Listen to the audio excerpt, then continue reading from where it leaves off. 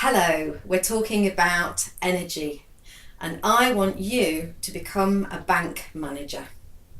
Not in the literal sense, not standing in a building managing the ins and outs of money, but standing in your own self, managing the ins and outs of your energy.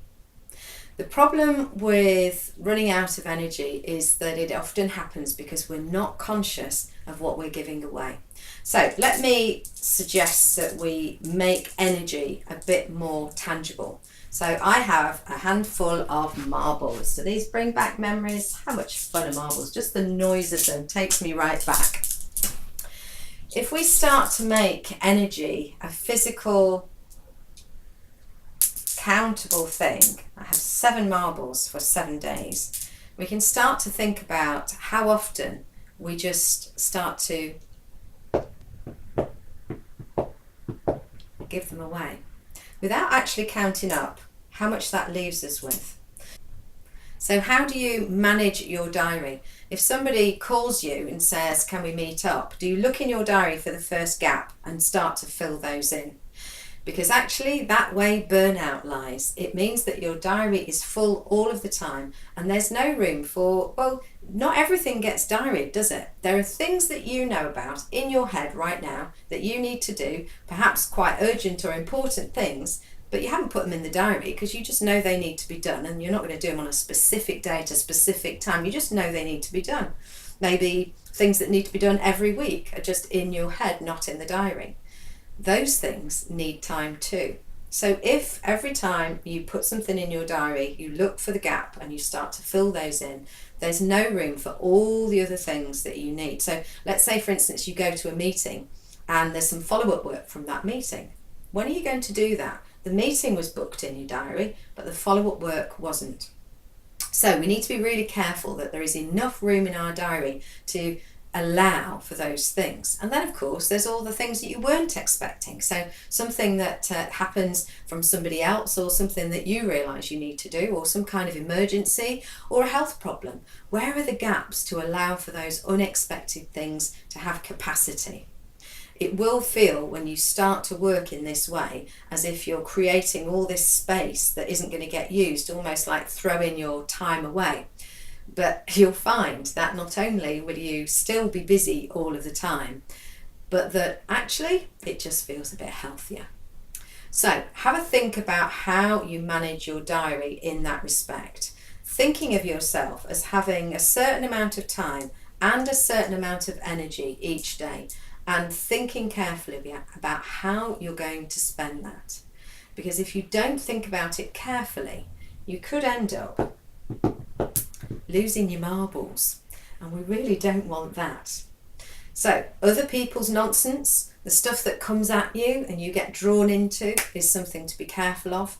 And to think, when a task comes up, you could consider these 3 Ds: to either delegate or defer it to another time, or to distract from the issue because you think actually it doesn't need to be dealt with, it's, I'm going to leave it for long enough, it will go away, or to deal with it. You need to breathe and decide in that moment, rather than having a knee-jerk reaction, reacting to everything and feeling like I've got to do that now. An example of that is emails. So an email comes in, you see it and you answer it.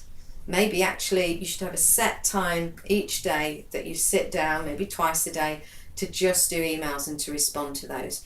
With the devices that we have now, where we're constantly get hold ofable, it means we can end up reacting all of the time rather than having gaps in between where we're focused on something else. So have a breath, make a decision. Do you need to delegate, defer, distract, or deal with it? Let me just write those up. Delegate, defer, distract, or deal with it. But the key thing is to breathe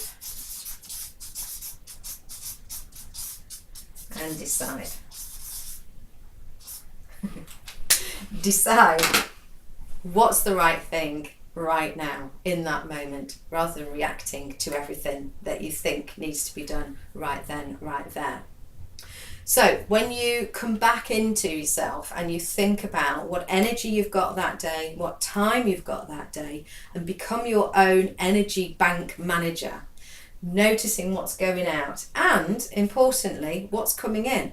Because if you're getting enough rest and play, if you're getting enough recuperation and recharge time, then you're going to have a little bit more energy to give.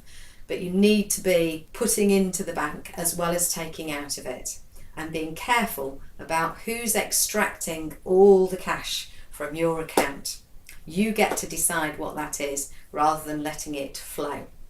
And if you've seen the video on balance, you'll also know that this stands for the best of things and the worst of things.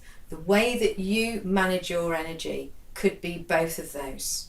So if you are very generous with your time, it's one of the best things about you. If it's out of balance, it's one of the worst things about you. So Babs is here to remind us, we can be in one extreme, not doing enough. We can be in the other extreme of doing too much. What we're looking for here is a balance. And a balance in your energy means that what's coming in and what's going out finds a happy balance. Look after yourself and start by noticing what's coming in and out of your bank. And you're in charge. You're the bank manager. Bye for now.